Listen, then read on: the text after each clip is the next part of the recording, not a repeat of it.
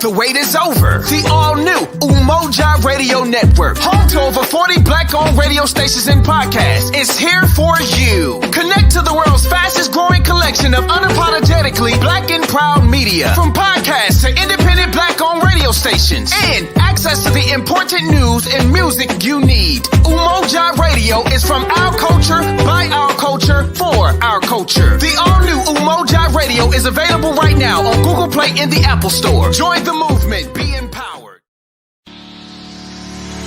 103.7 The Beat has officially launched its new interactive music video show. WUVS 103.7 presents features music videos along with dialogue, a variety of topics, and interviews with local influencers, dignitaries, and national celebrities. Airing Mondays at 11 p.m., Wednesdays at 7 p.m., and Fridays at 10:30 p.m., with bonus shows at various time slots on the Michigan statewide Comcast network, CN 900, reaching nearly 1 million households in all the major markets throughout the state. Join the conversation and be part of the show. Submit your questions through Facebook Live and have it appear on the show. Be sure to like, share, comment, and ask questions.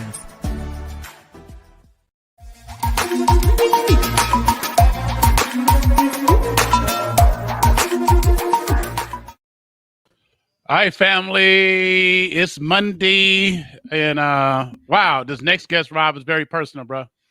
Big heavy hitters, boy. Yeah, got a heavy hitter today. Heavy Millionaires hitter. Now. A young lady that I watched grow up, man, and just you saw it in her. She's a little tiger. Yeah, can't call her directly no more. Got to call her assistant now. You got to go to a little levels now. It's levels to all this thing, man. You got to get vetted out before you get with her. But hey, she's a little tiger. Went on to Michigan State and now has gotten her doctoral degree. We call her Dr. Patrice Johnson. Is on the show. How you doing, Doc? I'm doing well. Thank you for having me. Well, we so honored. We had to, like, when I saw that post about your next move, this move you just made, I was like, we got to get her on. You just moving. Next, you're gonna be over some big department. You're gonna be running for senator, or you're gonna be, who knows what's next? I don't know. We don't know. It just kind of happens. You just follow the path and make it work. So, Vice President, Center for Policy Analysis and Research in the Leadership Institute. That's a long title. That's a long title. That's a lot of work. Come with a lot of commas, don't it? Yeah. Yeah. She already had the bag, right? Right. I gotta take care of my mama. She want to eat nice and have all these luxury things. So Shout out, Miss Angie. So tell us about this organization, and I believe it's under the Congressional Black Caucus, right? Yes. So the Congressional Black Caucus Foundation supports the CBC members, right? So it's an arm of the CBC. It's founded 50 years ago, right alongside the caucus. And essentially it's the partisan section of the CBC, and it's a nonprofit. It does the policy work of the CBC. It liaisons between the CBC and the White House, a lot of event-driven work. But the mission is to really support the global Black community and try to eliminate barriers for the global Black community. And I say global because my role essentially is not just to support Black folks here in the, on a national level, but on an international level. Oh, wow. Really? Yeah. Is there a reason why you wearing pearls? No, I just like, I've always, since I've, even as a Muskegon Heights councilwoman, I would always wear my pearls. And I remember Daryl Page, when he was the mayor one time, we were doing a city cleanup and I had on my pearls. He was like, why you got on pearls when we cleaning up? But I always wear my pearls.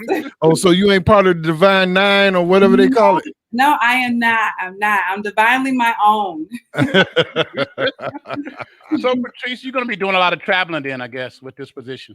Yes, I'm excited because they've given me the ability to choose the 5 countries that we're getting ready to launch into with the Leadership Institute. So it's a lot to it's a lot to start building. I'm in a position to build some things. Wow. Is this a new department? Well, it's not new. It's always been the programmatic arm of the CBC, but they're launching into this new direction where they're expanding the Leadership Institute and really beginning to define what the research arm of the CBC looks like, especially right now, because as you can see, the social political climate of our time is it's a challenge. So I felt like, it was the perfect season for me to make that transition to DC. Ah, man. Yeah. How long you been at the organization that you're at right now? Boys Hope, Girls Hope. I was there for 4 years. I left. I left Muskegon Heights right after my term ended on council, and came to Detroit. Really love Detroit. Detroit is my second home. And we were able to, Boys Hope, Girls Hope, we launched 21st Century Urban Boarding Program. So I just wrapped up that project, maybe 3 or 4 months ago, where we have a girls' home, particularly for girls of color, to develop their leadership skills. It's a 24/7 house where the girls reside there. And we gutted it. It's in the Green Acres community off of Livernois and 8 Mile, gutted the house, but built an art therapy room, a dance studio for the girls, culinary arts lab. I mean, everything you can think of was in that house, and it represents what I believe those girls should feel. And so that was my baby here in Detroit. I was working on that for the last 3 to 4 years, and then got the call about DC, and I felt like it was appropriate. It's appropriate time. Wow, that's major. So let me guess. I know Africa is going to be at least two of those 5 countries. I know one of them countries. Two of them countries got to be in Africa. I didn't know you. Absolutely, without question. Have you made the decision on which ones yet? Or are you just sorting it out? I have not. My first, next month we're doing the Sojourner Truth series, which is to inspire Black women to engage in the electoral process and elections and run for office. So that's the first thing on the agenda. And then we're doing an Emerging Leaders Summit that's going to take place in June, July. And then you got the actual annual legislative conference, which is happening in September. And so I have a major role in setting up the national town hall and working with some Congress members on what that looks like. So it's just, day one was like, boom, boom, boom, boom, boom. And you want to keep a pulse on what's important to the Black community as a whole, because we have to start doing some research and disseminating that research to the people. And so, choosing what you focus on right now, you've got some voter suppression issues that just started popping up in Texas, and then also in Georgia. So it's a lot. It's a lot at stake. It's a lot to work toward. Wow. What was your major at Michigan State? Social relations and policy. So this is it. This is it. I know. Oh my God. Wow. Wow. You didn't get lost in the shuffle and you remember why you started. Yeah. That is so special. I got to put your mom made a comment. Proud mama. I know she's proud of you. Muskegon Heights is proud of you. Philadelphia is proud of you. Yeah. I'm going back to the East Coast. Back to the East Coast. Man, that is so when do you go to DC? Because right now you're in Detroit. Yeah, so I've already started the work, but again, they're being flexible with when I can leave because of COVID. So everybody's still working remote right now. I'm almost certain I'm going to have to be in DC for the conference. It's going to be taped in June or July, but I think it airs sometime in August. So so I'm flexible, and of course I still have this house. So I'm actually sitting on my mother's side of the house. Yeah, so I'm trying to enjoy this house that I just bought in Detroit for a little bit. Exactly. Oh wow. Well, how much of influence do you believe that your research will have on policies that's going to be pushed by the Congressional Black Caucus? Well, I hope that it's going to have a significant impact. And again, it has to be, there's a couple of layers with the research. One, you want research that's going to be directly community related. Mm-hmm. Then you got research that's going to come from the congressional offices where they're going to pinpoint what they want research to be done. Then you got funders who are going to say, this is what we want you to look at, right? So I'm still building out what that's going to look like, but I'm really hoping that that will have some impact on the policy on a federal scale. I just wrote, and it was just published maybe a week ago, 2 weeks ago. It was all a dream, a message to Joe Biden about education. And that article was actually about my dissertation, which focused on Muskegon Heights Public Schools and the emergency financial management crisis, which is what I call it. And I basically essentially told President Biden, you need to center students and communities in schools, and that's how you present equitable education. And so I'm hoping that pieces like that will now have a larger platform. It was published by the Michigan Chronicle, but I'm hoping that work can reach federal levels and get people to start thinking about equitable opportunities for the Black community. Now, what was your doctoral in? So my doctorate is in education, but the study was called The Color of Emergency. And essentially, I investigated the ways in which emergency financial management impacted 5 predominantly Black school districts in the state of Michigan. And you all know what those school districts were: Detroit, Muskegon Heights, Benton Harbor, Saginaw. So those predominantly African-American school districts all were appointed emergency financial managers in the scale of about 5 years or so. And some of them, including our very own alma mater, still in millions and millions of dollars of debt, still has some type of control. And what I found is that, that process undermined the cultural and social realities of those districts. And we can attest to the fact that the cultural value of Muskegon Heights really supported academic excellence. But when you got an emergency financial manager who doesn't value culture and who is really just technocratic, he essentially makes decisions that undermine the legacy of school districts like ours. And that wasn't just happening for us, it was happening to 4 other school districts in the state. So some school districts fared better because, in Detroit, they had a plethora of other resources where they were able to get a bailout. We didn't get a bailout. We're still paying $44 million in debt right now that we're obligated to pay over the next 20 years. So that's another story. But yeah. So what do you see yourself doing in the next 10 years?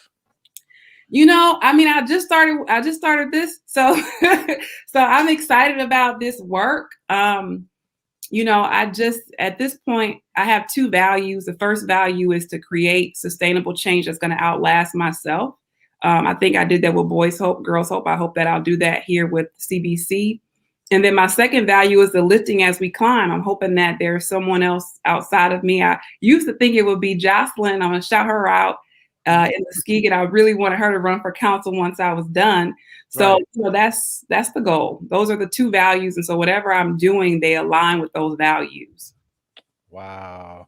Got a lot of comments. PA, you notice there's a confidence about Dr. Patrice Johnson. She got some you swag. see that? Yeah. It's like boom.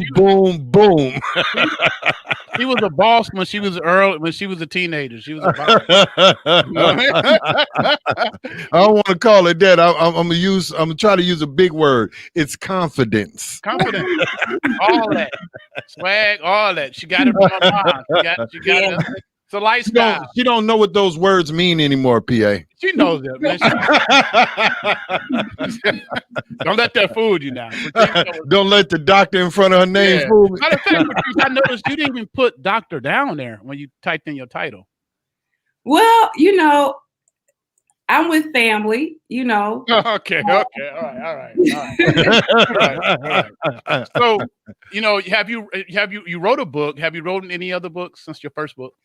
No, I have 2. I do have 2 books out. And the last one was Kingdom Perseverance that I wrote right before I left Muskegon to come to Detroit. And I've been writing more so opinion pieces and getting those published. The It was all a dream. With you, when you say that title, you have to say it in the way Biggie would say it. It was all a dream. So that one's doing pretty well. And then the other piece I wrote last year that is my favorite is called "Dear Charles, Black Women Change the World." So I've been writing some op-ed pieces that I've been blessed to have published in some, local spaces here in Detroit. And hopefully I'll start writing a larger book. I really wanted to turn my dissertation into a book, but that's probably a ways off. Okay. Wow. We got some online comments and questions. Treasure Crenshaw said, how do you feel about HR 40? I don't know what HR 40 is, but maybe I think she's referring to the Voting Rights Act. Is that what she's referring to? I hope so. Maybe. So yeah, so it was voted. They voted against it probably a couple of months ago. But so what happened was they basically gutted the original Voting Rights Act, right? And this is where we talk about voter suppression and all of the tactics that you see, which that's why I'm mentioning what's happening in Texas right now and in Georgia. And I think it's basically, I always argue that white supremacy has a response to Black excellence, right? That insecurity just pops up. So when you see Stacey Abrams and not just her, but the other groundswell of Black women who turned Georgia blue, immediately the response was, we got to start doing these other policy-oriented things to suppress the vote, is what I perceive it to be. So you see, they started talking about in Georgia not doing voting on Sundays and all this other type of stuff, when you got a high population of Black folks who go to church, and churches operate these holes to the polls things on Sundays, so things to discourage or to disenfranchise Black voting. But essentially, the goal is to get those pieces that were instituted in the Voting Rights Act back in place. And I think that like right now, Congress needs to do that immediately. I think the Democrats sometimes they play softball. The Republicans do not. They don't care. They're cutthroat. And I think the Democrats sometimes need to get a little bit of that edge, because if I was them, I would have did that on the first day. I told President Biden in my mind, you got like 24 hours to forgive these student loans. So he had 24 hours. He was on the clock. You on the clock. And so I think that that's what she's referring to. And it's supposed to be named after John Lewis. And they're supposed to restore the fullness of that act. Okay, that's good. That's good. Are we still having to Congress? Is it Congress or the Senate still having to vote on whether Blacks can vote still for 50 years or something like that? We still in that? I don't know if that's the exact way that it's worded, but I love the way you put it, because essentially that's what we're seeing. People do not we're still fighting for the right to vote. Because you've got people who will manipulate policy and essentially suppress the vote. I heard a young lady say the other day on Twitter that Texas is not really red, it's suppressed. So you think about all of these areas, you got Houston, you got Dallas. It's a similar story of Georgia, where you saw on election night, those votes that were coming in late were predominantly African-American cities, Detroit, Philly, that came in and it was like, boom, just flipped the state completely, right? Where you get areas like Dallas and Houston with high population of Black folks. And I think the question becomes, it's not necessarily that we don't want to vote, but you've got some tools of suppression that are happening in those spaces.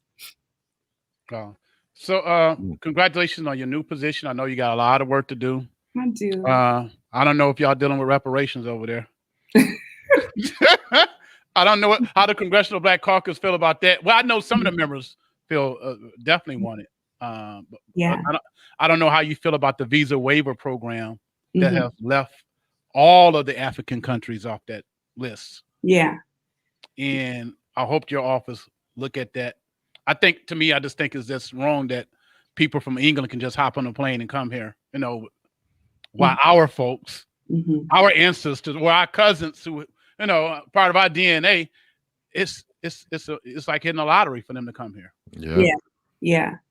And that's facts. Seems unfair. And you was in South Africa. It's developed. Yeah. It's beautiful. Right. But those citizens, those Black citizens just can't come here. But while somebody in Germany can hop on a plane, and with some vetting and come here. It just seems so unfair. Mhm. Before we go, can you give some tips to some of the young girls who might be watching, young kids who look up to you? You know, a lot of them might not know your story, but you know, your mom did a heck of a job raising you. Yeah.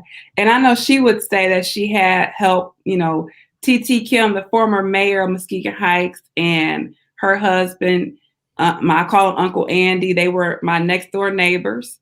And I think the only reason why I ran for council the first time was because I saw Kim doing it. You know, she was down the street and she had me working in her office, and Uncle Andy was taking me to Urban League meetings when we had an Urban League in Muskegon. In fact, I think you did a session because before they closed Urban League, I was heartbroken. Right. But I was involved in the Urban League for a long time. So I don't know. I would just say